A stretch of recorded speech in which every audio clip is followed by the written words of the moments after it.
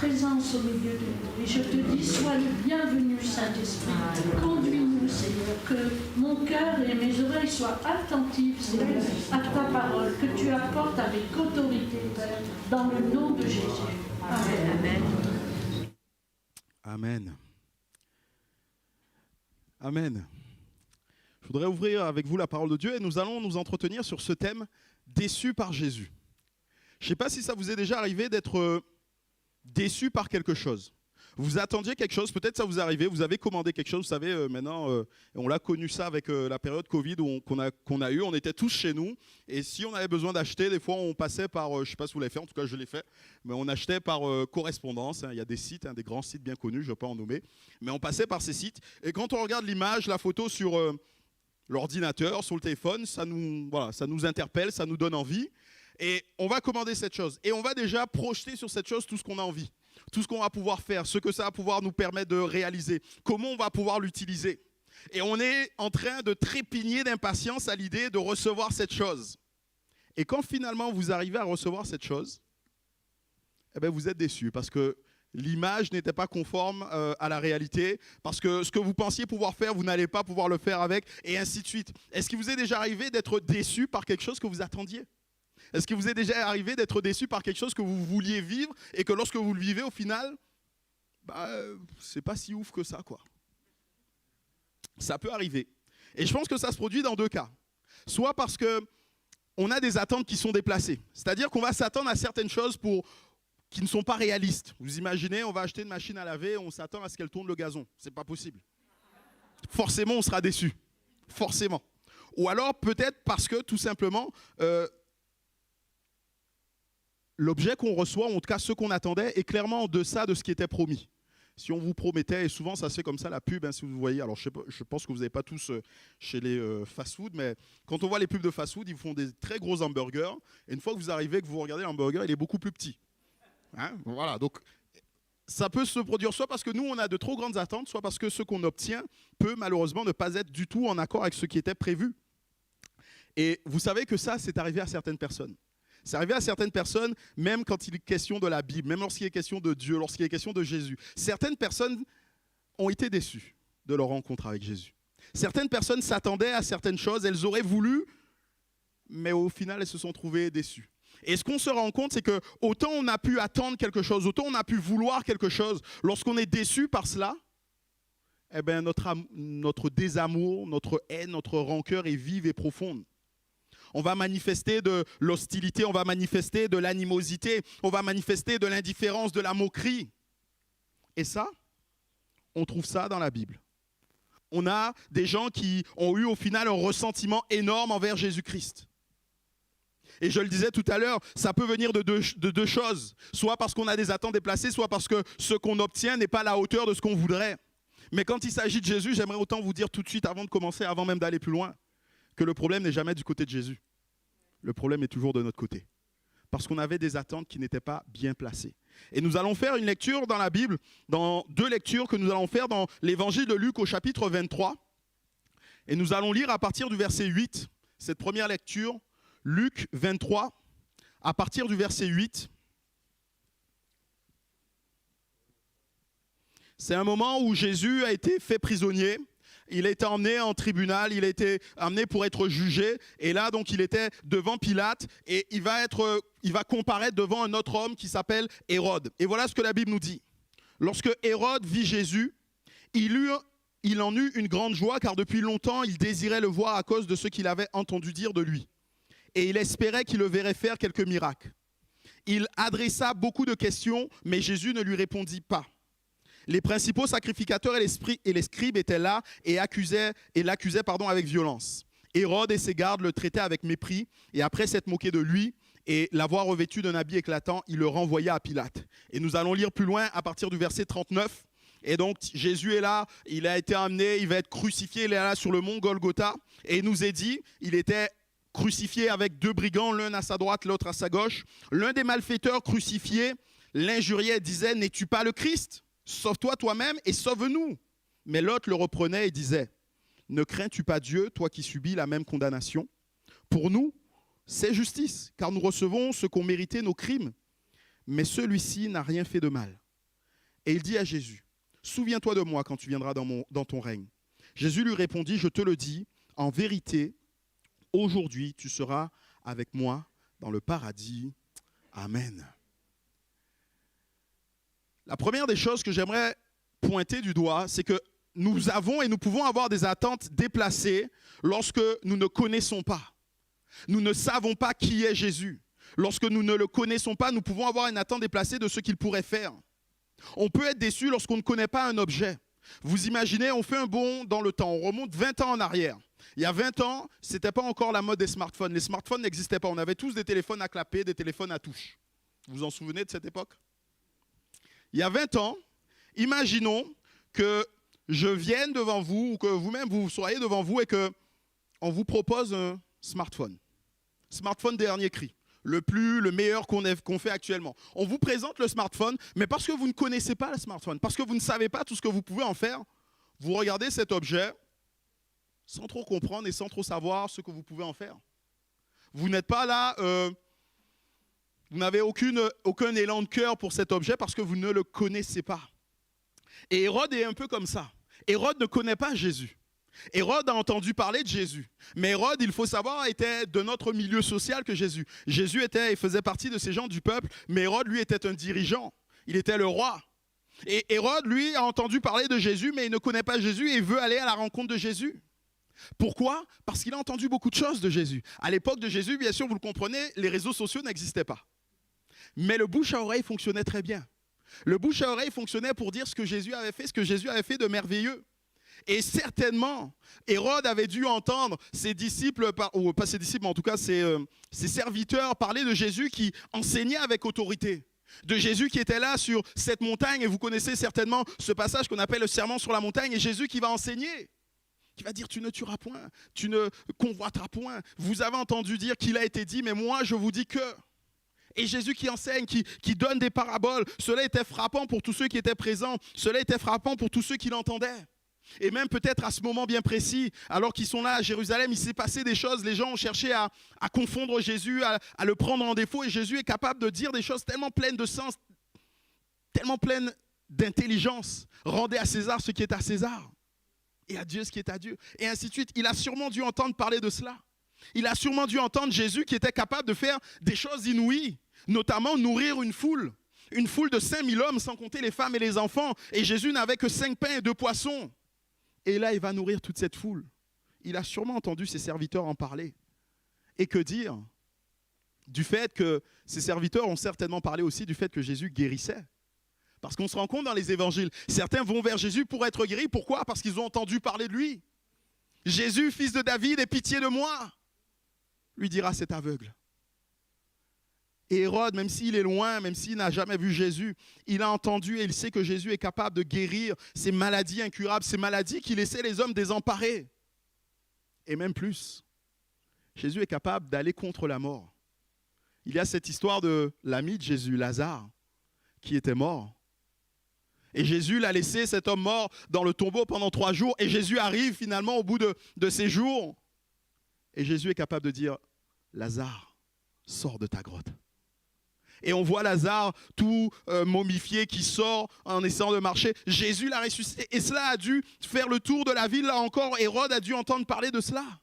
La curiosité d'Hérode est piquée à vif. Il veut savoir, il veut connaître, il veut rencontrer Jésus. Nous l'avons lu, il s'attendait à ce que Jésus fasse quelques miracles. Il entend beaucoup de choses de Jésus, mais ne le connaît pas. On a aussi ce brigand. On a 2 brigands avec Jésus sur la croix. Et il y a un de ces brigands qui, lui non plus, ne connaît pas Jésus. Il est bien sûr issu du peuple comme Jésus, mais lui c'est un hors-la-loi, c'est un meurtrier, c'est même peut-être un révolutionnaire, c'est pour ça qu'il meurt à ce moment-là de cette manière. Et il a sûrement lui aussi entendu parler de Jésus, et il est même crucifié avec Jésus. Et il nous est dit qu'il y a sur la croix de Jésus un écriteau. Vous savez, c'est comme ça que les actes d'accusation étaient publics. En fait, la crucifixion était une mort horrible et devait donner envie de ne pas reproduire les mêmes choses. Donc on marquait pourquoi on les crucifiait. Donc on marquait voleur, on marquait meurtrier, on marquait émeutier, et ainsi de suite. Et pour Jésus, il y avait écrit Jésus-Christ, roi des Juifs. Mais il ne connaît pas Jésus. Pourtant, il va appeler Jésus par son titre. Il va lui dire, n'es-tu pas le Christ? Christ signifie Messie, envoyé de Dieu, celui que Dieu avait prévu pour délivrer son peuple. On pourrait croire qu'il a compris, mais il n'a pas compris. Il ne sait pas qui est Jésus. Il attribue à Jésus le bon titre, mais ne comprend pas tout ce que cela implique. Il ne connaît pas Jésus. Et le problème, c'est que ça va les amener à ne pas comprendre ce que Jésus fait. Ils ne vont pas comprendre ce que veut faire Jésus. Et là, c'est une autre attente déplacée que l'on peut avoir, notre attente déplacée qui va nous mener à la frustration parce qu'on ne comprend pas. Il ne suffit pas de connaître le nom de Jésus. Il ne suffit pas de connaître son titre, Christ, ou même une autre appellation, Jésus, fils de Dieu. Si on ne saisit pas ce que cela veut dire, ce que cela a pour implication, si on ne le comprend pas, on n'est pas plus avancé dans nos vies. Je reprendrai cet exemple de smartphone. Si en retournant 20 ans en arrière, je vous dis, mais ça c'est un smartphone, ça ne va pas plus vous renseigner. Ce n'est pas parce que vous en connaissez le nom que vous saurez quoi en faire. Ce n'est pas parce que vous en connaissez le nom et que vous savez toutes les possibilités qu'il a. Je vous dis, vous êtes capable de faire des vidéos, de faire des photos, et ainsi de suite. Ça ne vous parlera pas plus tant que vous ne savez pas l'utiliser. Et le problème, c'est que Hérode ne comprend pas. Hérode s'était fait son idée sur Jésus. Il s'attendait à ce que Jésus soit conforme à son idée. Il voulait que Jésus lui fasse des miracles. Il voulait voir comme des tours de magie. Vous savez, un magicien, lui, il s'installe avec sa cour et Jésus va les divertir. Jésus va faire des choses intéressantes. Et là, ils vont applaudir, ils vont dire bravo, ils vont être émerveillés ou ils vont être stupéfaits. Au 19e siècle, il nous est dit que la bonne société de l'époque s'émerveillait pour tout ce qui était mysticisme. Alors on s'invitait les uns les autres et on faisait tourner les tables, on invoquait les esprits, on tirait les cartes et ainsi de suite. Tout ça pour avoir un peu de sensation, tout ça pour revivre certaines choses. Hérode est comme dans cet état d'esprit. Il ne voit en Jésus que moyen d'assouvir une curiosité malsaine. Il ne voit en Jésus que moyen d'assouvir une curiosité malsaine. Encore aujourd'hui, malheureusement, beaucoup sont friands de tout ce qui est occulte, de tout ce qui est mystique. Et vont se donner à ces choses. Et je fais une parenthèse ici juste pour vous dire, faites attention. La Bible nous met en garde contre ces choses. Ces choses ne sont pas anodines. Ces choses ne sont pas juste des divertissements sans conséquence. Ces choses ne sont pas juste des frissons sans conséquence. Non. On ouvre la porte à des puissances ténébreuses. On ouvre la porte à des puissances démoniaques qui vont chercher et qui vont, pas simplement chercher, mais qui vont réussir à prisonnier nos âmes, à rendre nos âmes prisonnières. Les conséquences sont désastreuses pour l'âme, mais aussi pour la vie en général. Donc faisons attention, faites attention à cela. Hérode, lui, est intéressé, il veut que Jésus fasse des miracles. Alors, il va dire à Jésus, vas-y, peut-être qu'il est là avec sa cour, il va dire, mais est-ce qu'il y a quelqu'un qui est malade? Quelqu'un qui va dire, moi j'ai une petite plaie, j'ai une petite coupure. Ah, Jésus, est-ce que tu peux guérir? Jésus ne réagit pas. On va dire, c'est sûr, Jésus ne veut pas des petites choses. On veut quelque chose de plus grave. Est-ce que quelqu'un aurait quelque chose de plus important? Et ainsi de suite. Mais rien. Jésus ne va répondre à aucune de leurs demandes. Et là, il va se dire, mais on va poser des questions à Jésus. Mais pourquoi? Pourquoi fais-tu cela? Pourquoi n'agis-tu pas? On a entendu dire que tu faisais, et là, tu ne fais pas. Et Jésus ne répond rien. Jésus reste silencieux. Parce que Jésus ne veut pas faire un spectacle. Jésus n'est pas là pour divertir. Et cela ne l'intéresse pas. Le brigand sur la croix veut que Jésus change sa situation. Il est là dans un moment difficile, c'est le moins qu'on puisse dire. Il va mourir, il sait, l'issue de la crucifixion, c'est la mort. Alors il va là comme piquer Jésus au vif. Mais n'es-tu pas le Christ? Est-ce qu'on n'a pas entendu dire de toi que tu faisais des choses extraordinaires? Est-ce que tes disciples n'ont pas dit que tu étais capable de marcher sur l'eau? Tu fais des choses que les hommes ne sont pas capables de faire. Alors sauve-toi! Et par la même occasion, sauve-moi aussi. Tant que tu y es, si ça peut... Voilà, je veux bien que tu me sauves. Mais quand Jésus ne fait pas et n'accomplit pas ce que l'on souhaite, quand on ne peut pas utiliser Jésus pour avoir ce que l'on veut, quand notre seule attente était que Jésus accomplisse nos désirs et qu'il ne le fait pas, la déception, la frustration, la colère, la haine vont emplir nos cœurs. Parce qu'on avait des attentes au départ qui étaient déplacées. Hérode et le brigand vont insulter Jésus-Christ. On peut vouloir de Jésus dans nos vies, mais on veut de Jésus comme un magicien, comme quelqu'un qui va nous divertir, quelqu'un qui va faire des tours, quelqu'un qui va faire des choses agréables, qui va nous stupéfaire. Je ne sais pas si ça existe comme mot. Mais en tout cas, qui va nous étonner, nous stupéfier, merci. Je me disais bien que ça n'allait pas. Mais en tout cas, faire des choses qui vont nous étonner. Et on peut s'attendre et vouloir que cela de Jésus. On peut ne pas vouloir changer nos vies. On peut vouloir s'attendre simplement à ce que Jésus change ce qui ne va pas dans nos vies et continuer nos petits bonhommes de chemin comme si de rien n'était. Mais nous devons comprendre que si Jésus est Dieu fait homme, et il l'est, si Jésus est venu sur la terre pour accomplir une mission et il l'a fait, ce n'est pas à lui de se soumettre à notre volonté, mais c'est à nous de nous soumettre à sa volonté. Projeter nos désirs sur Jésus peut nous conduire à la déception. Projeter nos désirs sur Jésus peut nous conduire au fait de ne pas vouloir vivre ce que lui a prévu pour nous, parce qu'on n'obtient pas ce que l'on aurait voulu. Mais il y a dans ces récits que nous avons lus, un autre personnage qui, lui, n'a pas été frustré, mais qui a été comblé et satisfait. Parce que ce personnage a commencé par croire qui Jésus disait qu'il était. L'attente qui est raisonnée, qui va nous mener vers la satisfaction, nous amène à croire qui Jésus dit qu'il est. Le bon brigand sur la croix ne sera pas déçu parce qu'il va croire Jésus. Pourtant, il n'a pas plus d'éléments, plus d'informations que les autres. Il est comme les autres, au même stade que les autres. Mais il va comprendre que sa mort est justifiée. Il va comprendre que lui, il paie pour ce qu'il a accompli. C'était un meurtrier, c'était normal qu'il paye et qu'il meure. Mais Jésus, lui, est le Christ. Il est le roi des Juifs.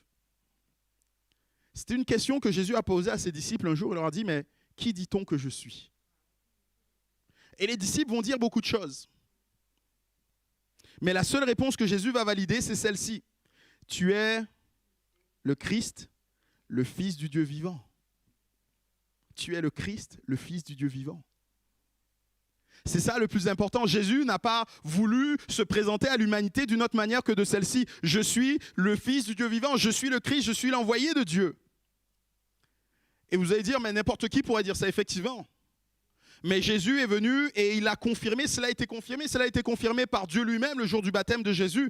Nous lisons dans Matthieu 3 au verset 16, il nous est dit, dès que Jésus eut été baptisé, il sortit de l'eau et voici les cieux s'ouvrirent et il vit l'Esprit de Dieu descendre comme une colombe sur lui et voici une voix fit entendre des cieux ces paroles, celui-ci est mon Fils bien-aimé en qui j'ai mis toute mon affection. Dieu le Père lui-même vient confirmer les paroles de Jésus. À un autre moment, c'est Paul qui parle aux Romains et qui nous dit « L'évangile de Dieu concerne son Fils », Jésus en l'occurrence, « né de la postérité de David selon la chair et déclaré Fils de Dieu avec puissance selon l'esprit de sainteté par sa résurrection d'entre les morts. » Jésus-Christ qui ressuscite des morts est encore la preuve que nous avons besoin pour savoir que oui, il est le Fils de Dieu. Le bon brigand ne se trompe pas. Il reconnaît qu'il est coupable et que Jésus est juste et qu'il est sans faute, car il est le Christ et qu'il est le Fils de Dieu. Il croit qui Jésus dit être, mais il va aussi avoir la foi en ce que Jésus est capable de faire. Jésus dira à ses disciples, ce qui est impossible aux hommes est possible à Dieu. Ce qui est impossible aux hommes, Dieu est capable de le faire.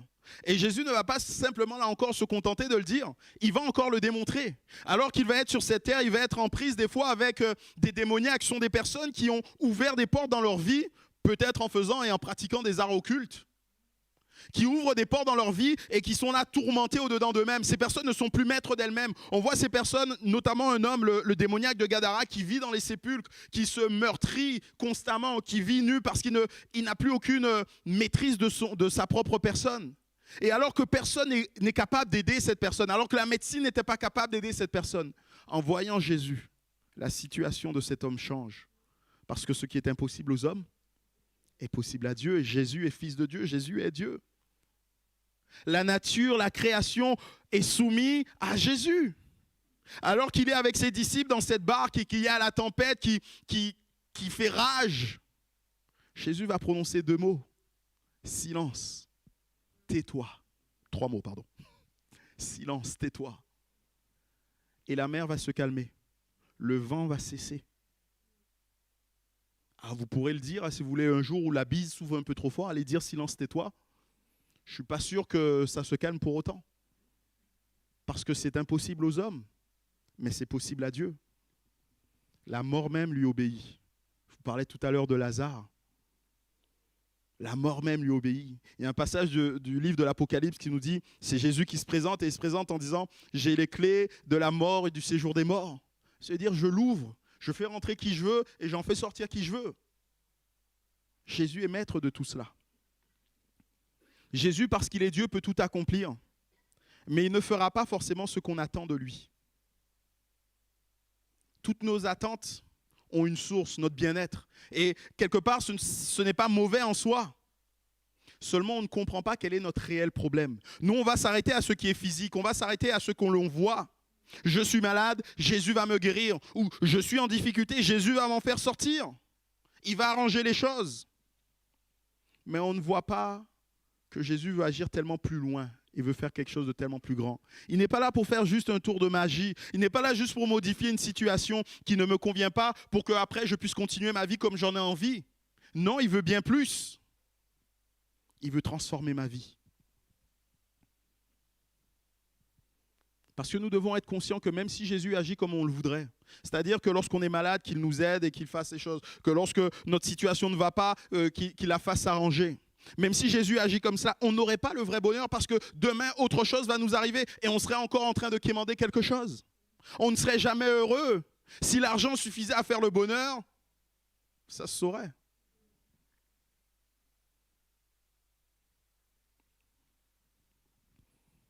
Le problème, c'est que Jésus est venu régler le vrai problème de l'homme. Le vrai problème de l'humanité, c'est le péché. Et tant qu'il y a le péché, il y aura des problèmes. Tant qu'il y aura le péché, on aura besoin que Jésus intervienne pour nous. Tant qu'il y aura le péché, on sera malheureux. Et c'est ce problème-là même que Jésus est venu régler.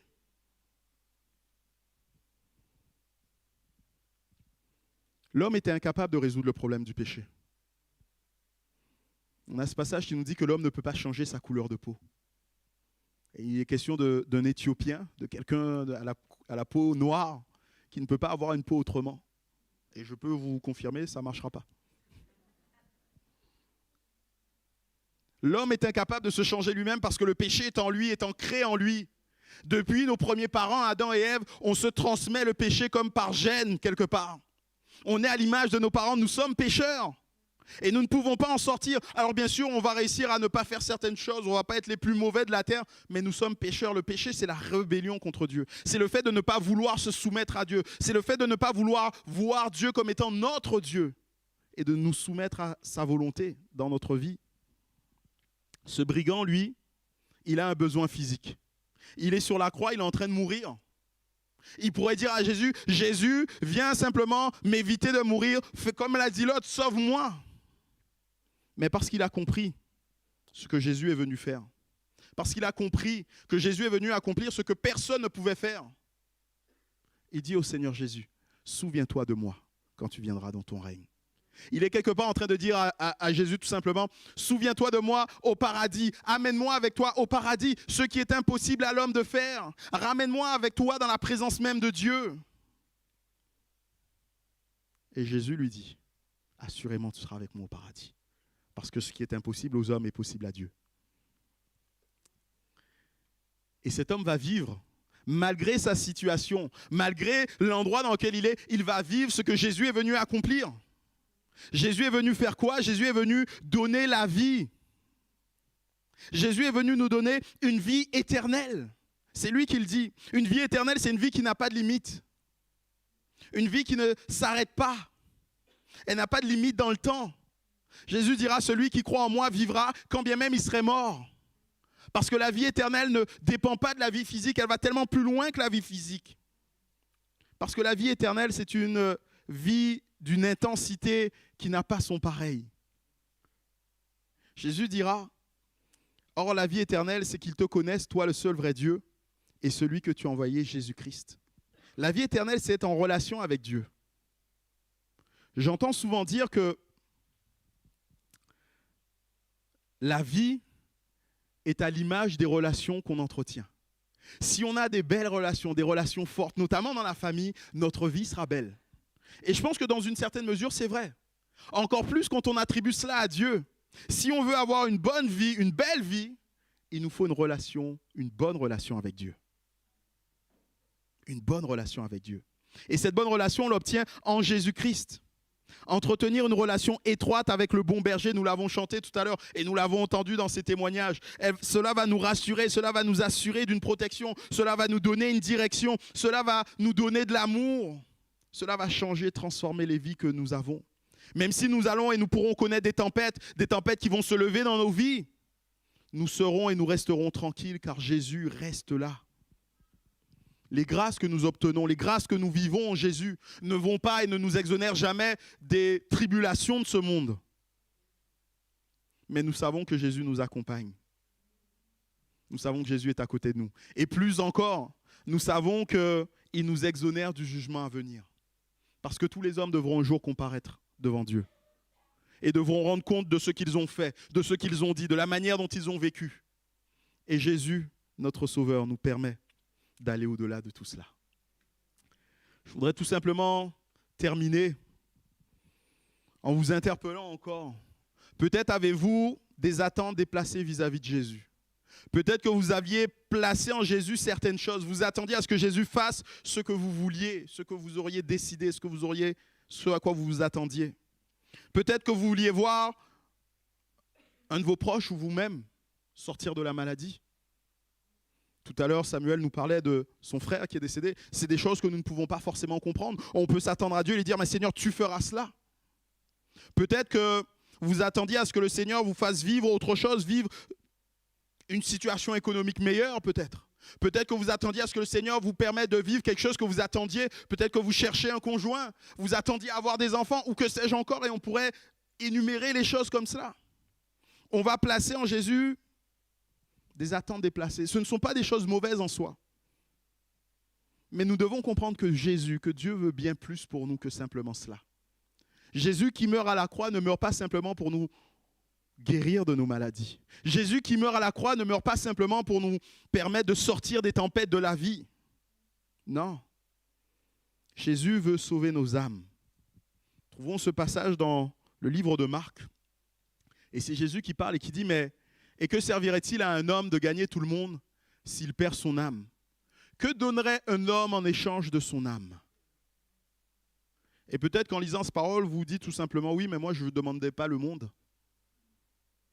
Ce n'était pas ça que je demandais à Dieu. Ce n'était pas ça que je demandais à Jésus. Mais l'équation tient toujours. Si votre âme est plus grande que tout le monde, votre âme sera plus grande que moins que tout le monde. L'équation tient toujours.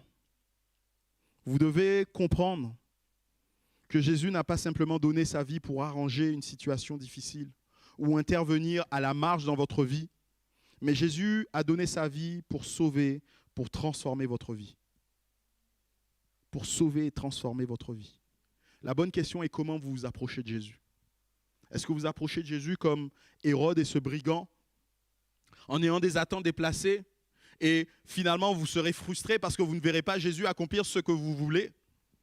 Ou alors comme ce bon brigand qui a cette attente de vivre ce que Jésus a accompli, qui veut vivre tout simplement le pardon de ses péchés, qui veut vivre tout simplement la vie éternelle que Jésus nous offre, qui veut vivre tout simplement toute la grâce que Dieu veut nous donner au travers de Jésus-Christ. Et celui-ci n'a pas été déçu. Assurément, tu seras avec moi au paradis.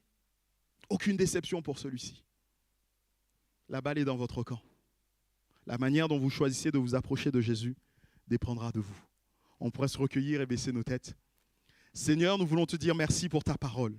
Nous voulons te dire merci encore parce que tu es celui qui nous interpelle et nous ne voulons pas être insensibles à ce que tu es. Nous ne voulons pas être insensibles, Seigneur, à tout ce que tu peux nous dire. Nous voulons être conscients encore que tu nous appelles à avoir une autre attitude lorsque nous nous approchons de toi.